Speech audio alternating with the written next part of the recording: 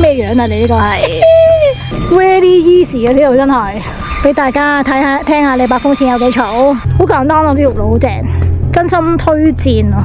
我覺得放心俾新手嚟都得啦，當然帶夠水啦。今次我哋去西貢長山，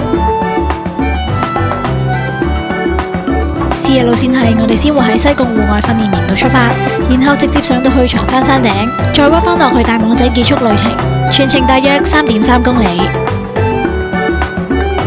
Hello， 我哋係皮熊小隊 ，Will 乜嘢啊？次次都唔大家好，我係 Will。今日我哋咧本身咧係諗住去一個比較係咪叫冷門啲咧，叫鐵齒山本身咁樣，但係咧因為我哋去到嘅時候咧，當然啦，大家見到今日都天氣唔錯啦，即係熱熱地咁樣啦。咁諗住揀嗰條叫做特別啲嘅路線就行下咁樣。咁但係唔知點解嗰度就即係有啲樹冧晒，同埋好似唔知係咪山泥傾瀉咗少少定點樣啦。咁所以咧我哋就轉咗個路線，咁就去咗附近嘅長山。我哋發現咧，原來我哋揀選呢個長山咧係相當之唔錯，因為咧而家夏日炎炎咧，呢個長山嘅長度咧大概3.3 km 左右啦。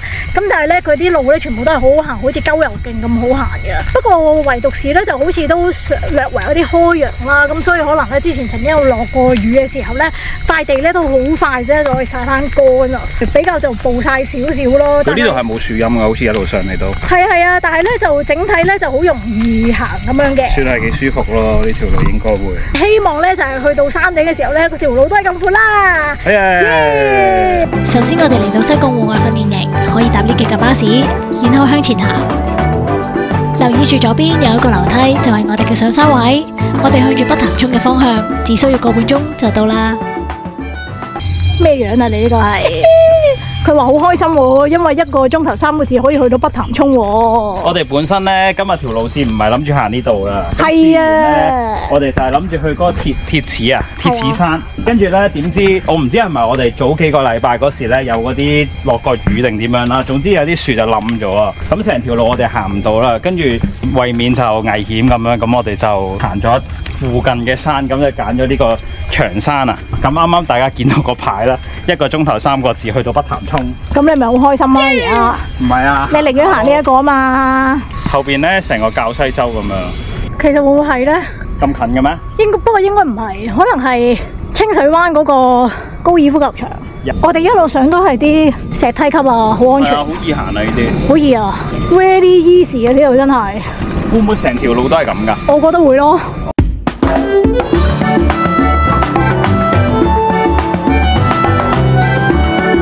俾大家睇下聽下你把風扇有幾嘈。我嗰啲靚風扇全部咧係巴士跌鬼晒啊！我哋一直後邊嗰個景都係好靚噶，好開揚啊！我哋而家咧有少少脫離咗樓梯之路咧，進入啲黃沙之路咯。我哋無啦啦要向下落啊，唔知點解，不過應該落少少噶咋。個景係好靚啊，咁啊見到啲西貢村落咯，好簡單啊！呢條路好正，真心推薦啊！我哋勁快咧上到長山個標咯，佢係岩地嘅，係咯，好岩巉嘅，都快啊！我哋用咗幾耐啊？可能5個字半個鐘啩。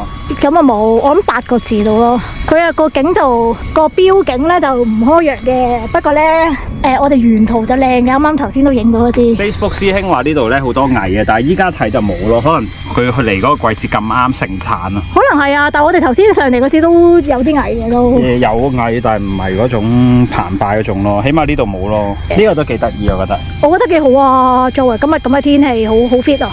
夏天嚟講，想即係熱下身啊，或者帶啲即係體能上未必係好有經驗行長路線嗰啲嚟呢個，因為我哋頭先咧嚟嗰時其實隔離全部都係海咧，即係如果假設食正風，我諗都幾爽。但係今日天氣有啲熱啦，但係因為路線好短啊嘛，我覺得可以俾新手即係放心俾新手嚟都得啦，當然帶夠水啦。多謝資深行山之友麥皮蟲講解。我哋而家離開啦，開開心心。呢條柱都係時候要修葺下啦，爛到咁。明明呢個位咁易送嘢上嚟，即係相比其他嚟講。哇！我哋落山條路咧係超舒服喎。我哋過咗標高柱之後就開始有蟻，開始如師兄所講多蟻喎。就咁就預意住我哋嘅旅程已經去到尾聲啦。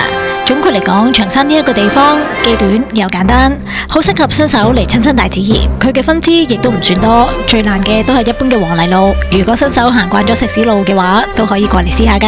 我哋落到民居啦，呢度係蛇頭，我哋應該呢度躝落去喎。哇，咁快我哋就落到民居啦，轉左就可以出返去，再沿住石屎路行就可以出到去有車搭嘅地方噶啦。今日係咁多先，See you！喂，記得 subscribe 我嘅 channel啊，拜拜。